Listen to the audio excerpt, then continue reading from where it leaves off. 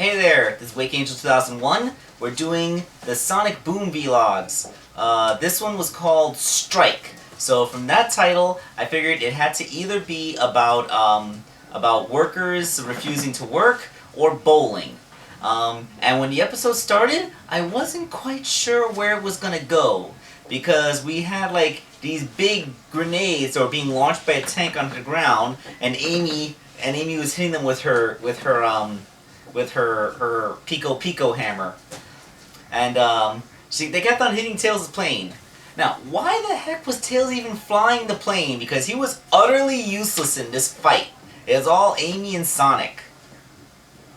Alright, so they're trying to knock the... It's actually kind of like a video game boss that exposes a fatal weakness, like launching projectiles that can easily be knocked back at it. So Sonic manages to take one of the grenades, he shoves it into the barrel of the tank, and it explodes, taking the tank out. That's when Orbot says that maybe they should have used grenades that exploded on impact rather than ones that had timers that were long enough for them to be thrown back at them. So Eggman, insulted that Orbot would suggest that it was actually his fault that the mission failed, says that he's going to go back by himself, and that Cubot and Orbot had to find their own way home. So Cubot and Orbot... Okay, you know what? I don't think I really have enough in me to do a plot point synopsis. Because I really feel like my throat's gonna give out on me, and if I try to talk too much, I'm gonna give myself laryngitis again. So let's try to do a more truncated one. The episode begins basically with Cubot and Orbot facing down a lot of abuse. Like, they had to hitchhike home, and we get a cameo from the Golgaba guy who teases us with the thought of him drowning, but then he doesn't do it. And Soar the Eagle, who somehow has a jetpack but doesn't give him a ride. They get splashed with mud. They have to row their way across the river, or the islet. Wait, what do you call it? When there is, I think you call it an inlet. When you're on a little island that's just off the coast of another thing, and like the ocean that surrounds you, like they call that an inlet. You know, like what the Hudson River is. I think that's what it is, an inlet. I don't know, it's been, man, I really used to know all this terminology because I took so many geology courses in college, but it's been a while. Anyway, so they managed to get back to the base, and Eggman sends them off to get rocks, so they had to go back, and then they get the rocks. You know, this is for his rock garden, something established in Season 1. And they say that, you know what, they actually have a rock-carrying robot.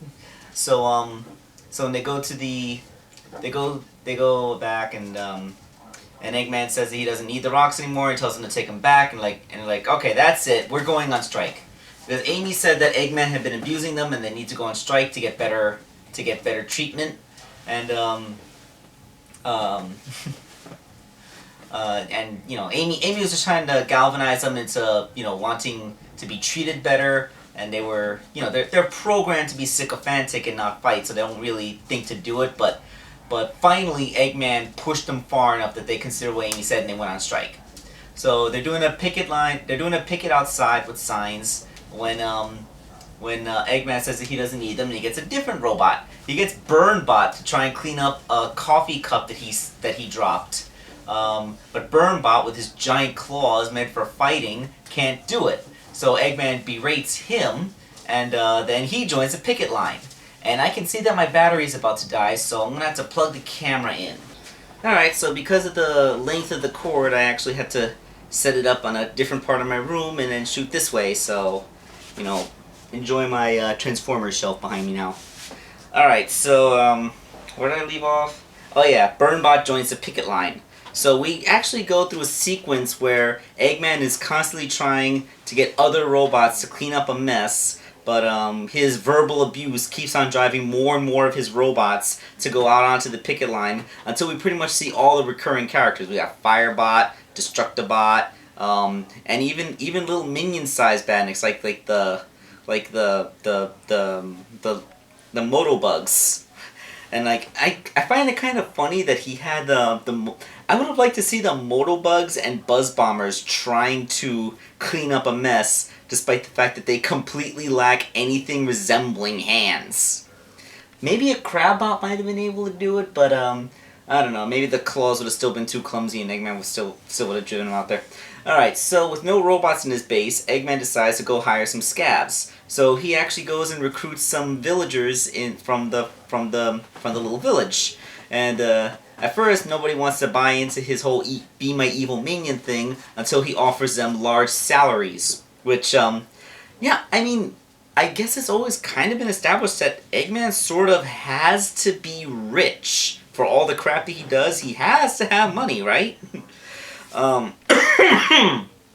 Okay, so when they see Eggman leave with some of the villagers, Amy and Sonic think that they've been kidnapped. So they go to Eggman's base, and they see the picket line, and it turns out that the actually Beaver, the just a guy bull dude, and some rat looking guy whose names I've completely forgotten, but I know that they've been in previous episodes before. They actually did a really good job cleaning up the mess, so Dr. Eggman's gonna go take him out for ice cream. So when Amy and Sonic realize that they're not being kidnapped or threatened or anything, Sonic leaves and Amy stays to help the robots with their protest. So they go to the ice cream stand, and Eggman is suggesting that they smash the stand and steal the ice cream. But like, wait, shouldn't we steal the ice cream first, then smash the stand? But why would we smash the stand if we already have ice cream? And like they keep on going, like Eggman is trying to direct them, like I'm the leader, we do things my way, blah blah blah. And the guy's like, how about you don't? The ice cream guy's like, how about you don't smash my stand, and I'll just give you some ice cream. Well, that's not a crime. Isn't it kind of extortion? Although it's closer to bribery, which is your bad thing. So Sonic comes up, and they were like, Sonic's here, fight him! And she was like, we're not gonna fight Sonic! like one of them is literally even called Just a Guy. None of them are gonna fight Sonic! So when Dr. Eggman tries to threaten him into fighting Sonic, they all look at him, and he just like, well, I could totally kick your butts. I mean, I won't, but I could. And so when they look at him, he just goes, like they run, like, because within context of this show, Sonic isn't just like, he's not just a strong guy. He's literally a superhero. I mean, this is like if the Flash was standing on a street corner and three dudes who were hanging out on that street corner thought to challenge him to, this is, you're fighting with, you can't fight a superhero. That's what I'm trying to say. Sonic literally has superpowers, and trying to fight him is folly. So when Eggman realizes that having non-robotic minions isn't working out, he goes back, and Cubot and Norbot are just about ready to beg for their jobs back, and Amy's trying to tell them to be strong, and Eggman comes in for landing, and like, alright, prepare to get into groveling position. But as soon as Eggman disembarks from the Eggmobile, he starts begging them to come back. So Amy is able to negotiate terms like higher quality maintenance, better oils, regular tune-ups. Cubot and Norbot want control of the radio station every other Tuesday. Respectful treatment. Eventually, Cubot and Norbot give up the respectful treatment in exchange for everything else, and Dr. Eggman says they can change the radio station every third Tuesday, and the negotiations are all cleared. The robots are going to get treated better. Robotnik's still going to be verbally abusive, but other than the verbal abuse, he's still going to treat them better than they were before, so, because, and we saw poor Cubot and Norbot running themselves ragged at the beginning of the episode, so, better treatment physically is really the thing to get here. So everyone goes back into the base. Amy finds herself alone on the beach, and she's like, how am I gonna get home? And so she starts paddling herself back on that little makeshift raft that Cubot and Orbot had made earlier in the episode. And that's it. This is a Cubot Norbot episode. And Tails only had a minor part at the beginning, and we see nothing of Knuckles or Sticks. So this is like a Sonic and Amy are the only protagonists, and the episode mostly focuses on Cubot Norbot. They did a couple episodes like that in Season 1, but this is the first one from Season 2 that really does it. And oh yeah, remember last week when the idiot clones of Tails were drawing on the walls? One of them drew that big blue machine. Well, Sonic was actually driving that car. I think they called it the Sonic Speedstar or Sonic something. It was a Sonic had like a little hover go-kart racing thing. It looked like something that would fit into All-Stars Racing Transformed. Maybe they want to do a little go-kart spin-off for the Sonic Boom franchise. Although it'll probably just be a knockoff of All-Stars Racing Transformed, but whatever. That will kind of make it a knockoff of a knockoff. And well, there's no real deep analysis to this episode. It was just, like, good. It had plenty of fine humor in it. Like, the ever-expanding... Like we see that Eggman is such a colossal prick that we see that even though he is literally surrounded by minions who he has programmed to obey him, within a couple of hours he can have every single one of them on a picket line outside protesting how badly they're being treated. And there's also you see stuff happen. Like at the beginning of the episode, Cubot and Norbot have a hard time coming up with rhyming chants for their picket, and they lament that Rhymebot's not there. But then later on, they have much better rhymes because Rhymebot has joined them. We never get to see Rhymebot, but it's implied that he's there because they're chanting better. So this episode, it's just something you have to watch because it's it's not so much a sequence that you describe, but it's just events that unfold and everything comes together.